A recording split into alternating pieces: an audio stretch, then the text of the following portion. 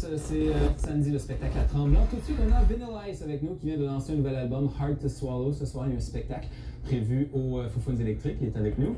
Welcome back. Thank you. It's been a while. Yes, it has. It's been a while for me to come to Canada, at least. But I've been doing music, you know, I've been doing it in Miami. Yeah. So I imagine it's great to be back. Everybody's gonna label it a comeback, but I haven't really left it. In order to come back, you have to leave it. But I guess I'm just having some success right now, so it feels pretty good. Yeah.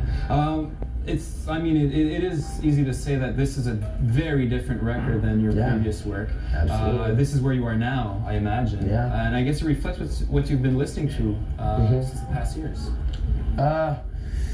I didn't really have any influences as far as the hardcore thing. It's just, you know, what I've been through in the past 10 years contains a lot of anger, a lot of anxiety, depression, stress, and these are the things that have left an impression in my brain. So I use the music as therapy, and I vent through the music. So to match the intensity that I wanted to deliver, basically I had to have the band, you know? Yeah. And we didn't have any idea it was going to come out so dark.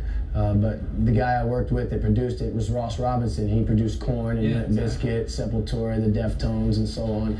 So he had a way of matching the intensity I was delivering, you know, and there you have it, Hard to Swallow. It came out pretty dark. Yeah. I'm just going to translate for a few seconds. Hard to Swallow, c'est son plus récent album qui est très différent de ce qu'il a fait par le passé. Et il m'expliquait justement que le fait d'avoir passé à travers d'une dépression, d'avoir eu beaucoup de problèmes avec, bon, si on veut, sa célébrité tout d'abord, ça a donné ce disque. Et aussi le réalisateur qui a déjà travaillé entre autres avec Korn, Limp Bizkit et d'autres groupes de ce style-là, a donné vraiment une nouvelle texture musicale, si on veut, à Vanilla Ice. Now, tonight there's a show at the Foss Films Electric. How different is it now to play live than it was before? Because now you're playing with a real band. Well, you know, there's such a difference. First of all, you know, with what I've done before, everything has been fabricated. You know, I was playing a role, and what I'm doing now is me. It's not an image, it's an anti-image. Is what it is. And you know, I'm not a record company whore anymore, a puppet. I have the freedom to do what I want.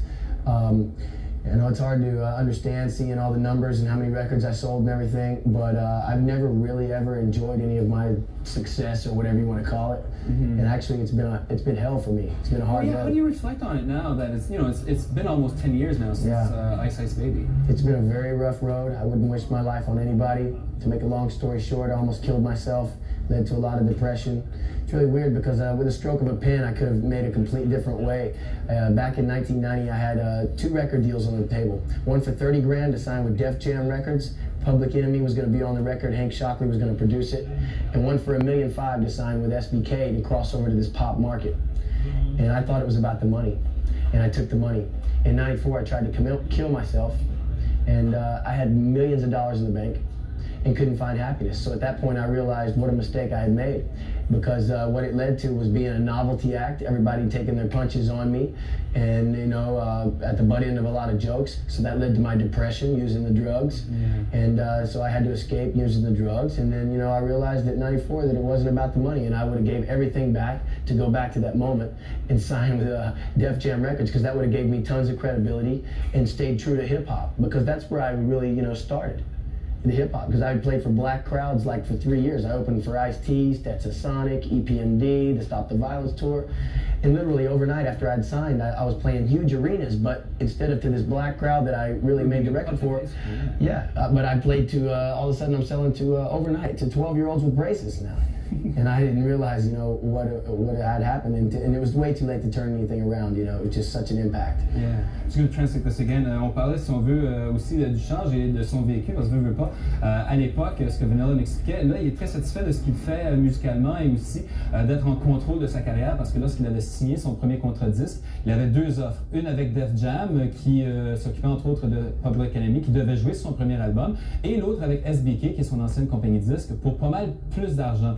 Il est allé vers le côté de l'argent et bon, il a connu une dépression, il a eu une tentative de suicide, il y a eu beaucoup de problèmes. Alors c'est ce qu'il nous expliquait un peu. We're just going to stop a bit and see the first video and single off this record, Too Cold, and come back a bit for another chat. Vanilla Ice, we'll see Too Cold and make this. Fast forward that, not because I don't like the video, I really do. I like the video, but it takes spaces on my phone. All right. Ice Ice Baby, Too Cold, Too Cold. Then the interview continue right after the video.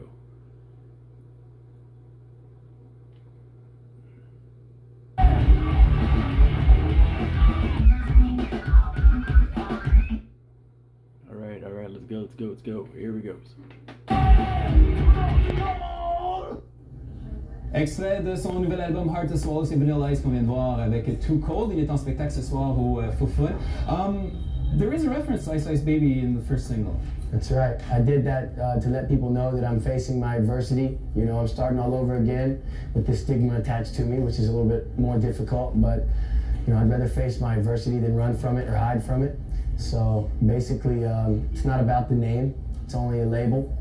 I let it, you know, revolve around the music. No offense to you guys, but it's a true story that video killed the radio star. Because it used to be, you know, about the music.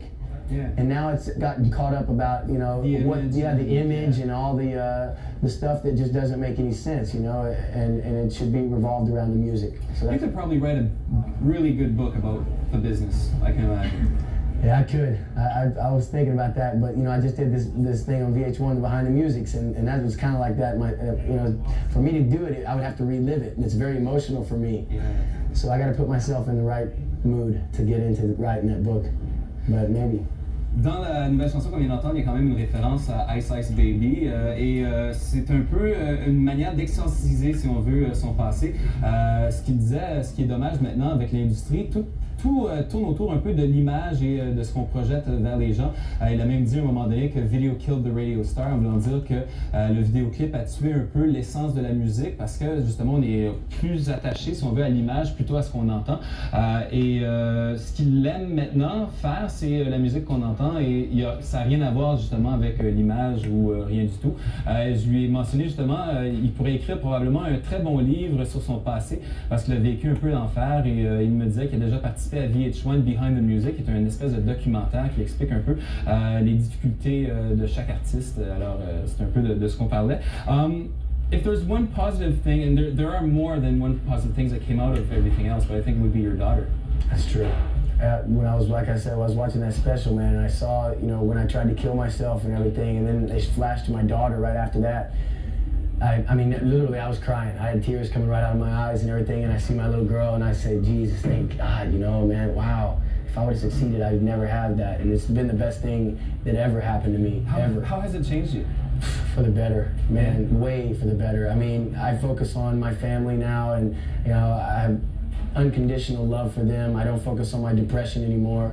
You know, and it's just, I don't know, it's hard to life. Totally appreciation of life now. I know it's hard to understand by listening to the record, but you gotta understand that I'm tapping into those moments and venting them out of me, you know, getting rid of my demons, so to speak, using the music as therapy. So would that mean that the next record could be different again? Not really, because we did this record in a month and a half up at Indigo Ranch. We all went up there and kind of stayed up there. We had caterers. It's on top of this mountain in Malibu, California, and really got to know each other. And Ross is such a great person. He had such a huge heart. You know, it's really rare to run into people like that these days. And I felt real comfortable around him in a short period of time. So I opened up to him, and I let this emotional side, you know, come out. And he caught that moment on tape.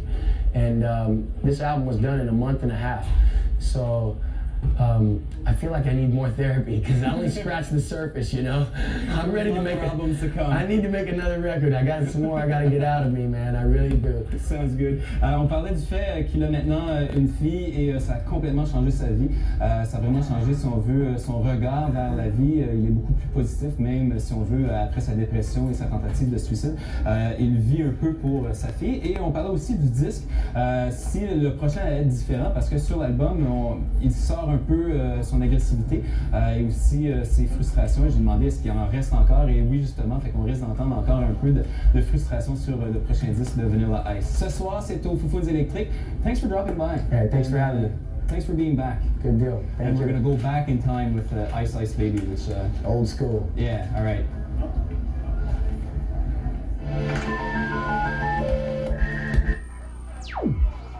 Sarah qui rejoint, c'est bien Vanilla Ice. J'avais connu Oh yes, that was come from my VHS tape. Cool as ice. 18 Oh millions my God. d'exemplaires à travers le monde. Yeah. Il a vraiment changé beaucoup. Oh oui, il a beaucoup changé. Play that funky music, all the videos right there. Yes, thank you, Rob.